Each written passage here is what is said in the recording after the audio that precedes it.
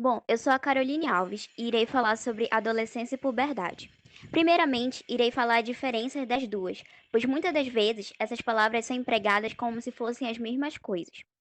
A adolescência é a fase em que estamos saindo da infância e entrando na vida adulta. Para a Organização Mundial da Saúde, a OMS, a adolescência compreende o período entre 10 e 19 anos. Porém, a Organização das Nações Unidas, a ONU, compreende a adolescência o período entre 15 e 24 anos. Já a puberdade é marcada por diversas mudanças hormonais e físicas, pelas quais os adolescentes passam. Ou seja, enquanto a adolescência tem a relação com a idade e com as mudanças sociais, a puberdade já envolve fatores biológicos, podendo inclusive ter duração e acontecer em idades diferentes para cada um de nós. Bom, agora irei explicar cada um de uma maneira mais especificamente. A adolescência, primeiramente, a palavra adolescente vem do latim aduleres, que significa crescer, desenvolver, aumentar, tornar-se maior. O conceito de adolescência envolve não apenas as transformações físicas, mas também o processo de mudança e adaptação psicológica, familiar e social. Costuma-se subdividir a adolescência em três grupos: a adolescência inicial, que vai dos 10 a 14 anos, a adolescência média, que vai dos 15 aos 17, e a adolescência final, ou plena, que vai dos 17 a 20 anos incompletos. A adolescência inicial é marcada pelo crescimento rápido e pela entrada na puberdade. A adolescência média é marcada pelo desenvolvimento intelectual e pela maior valorização do grupo.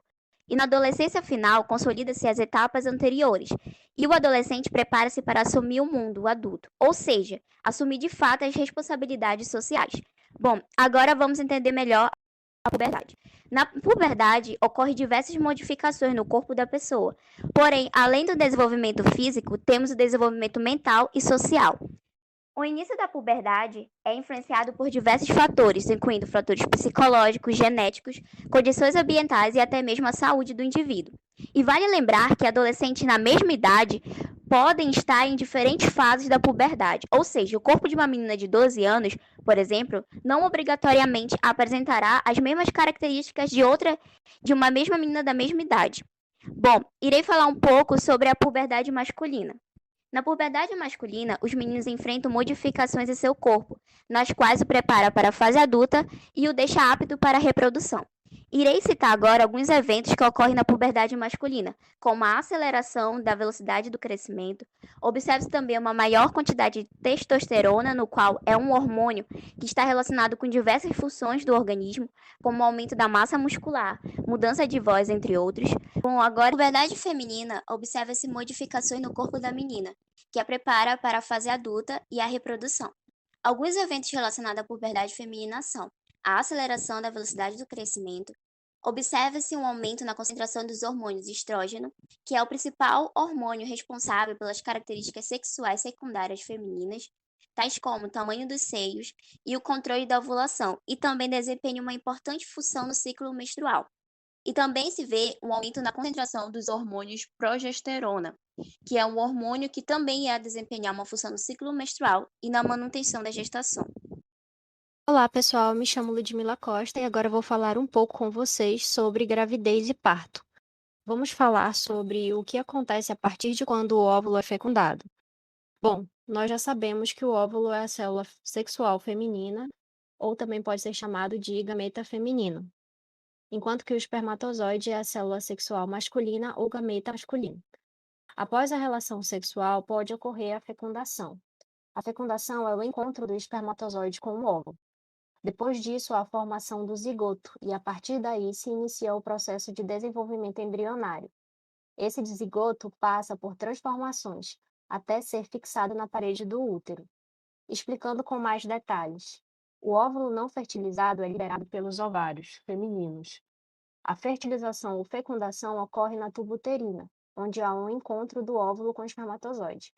A partir daí começam os estágios de mitose, um processo de multiplicação celular, onde o óvulo fecundado sofre várias divisões. Se divide em 2 células, depois em 4 células, depois se divide em 8 células, até ser formado o embrião. Esse embrião se fixa no endométrio uterino. Esse processo de fixação ou implantação do embrião na parede do útero é chamado de processo de nidação. É aqui que se inicia a gravidez.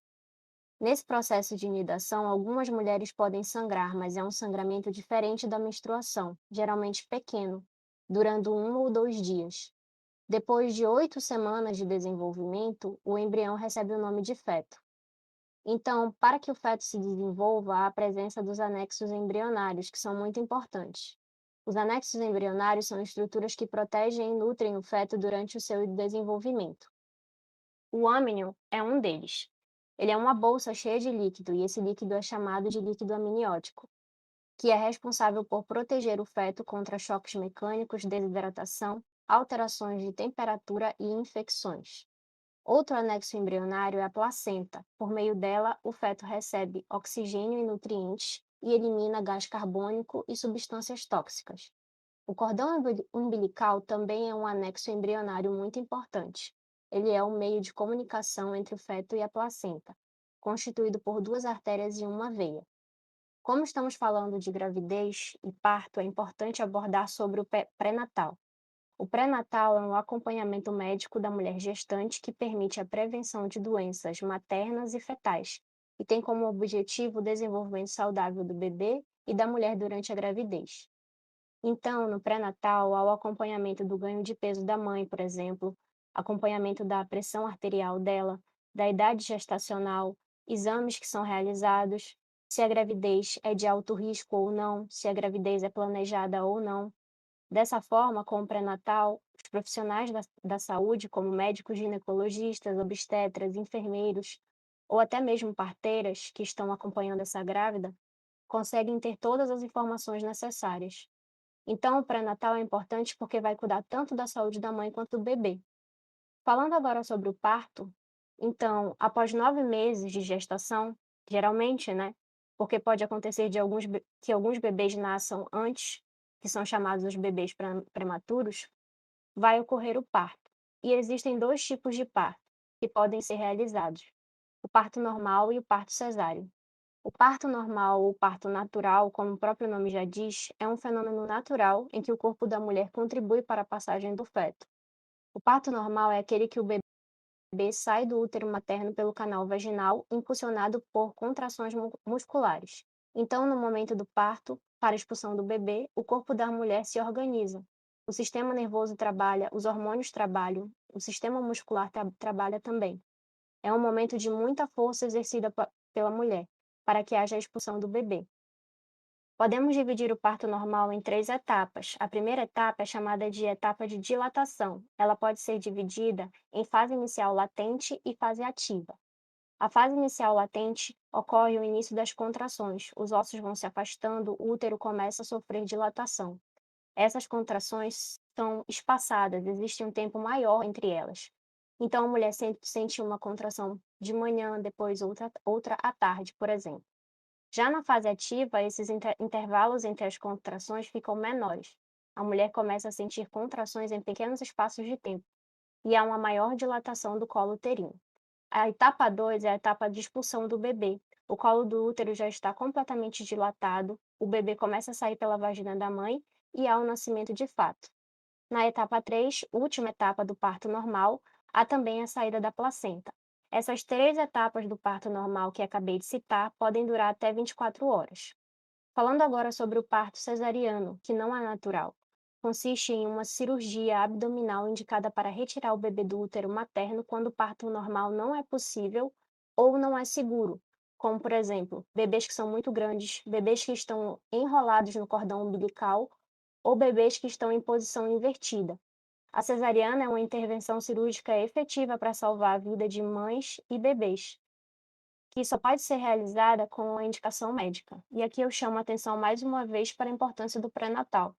Todo o acompanhamento que é feito no pré-natal será fundamental na hora do parto, para saber se será normal, natural ou parto cesáreo. Bom, nós chegamos ao final de mais um podcast.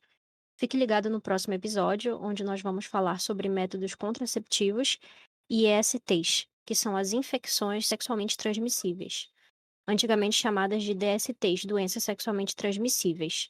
Muito obrigada e até mais.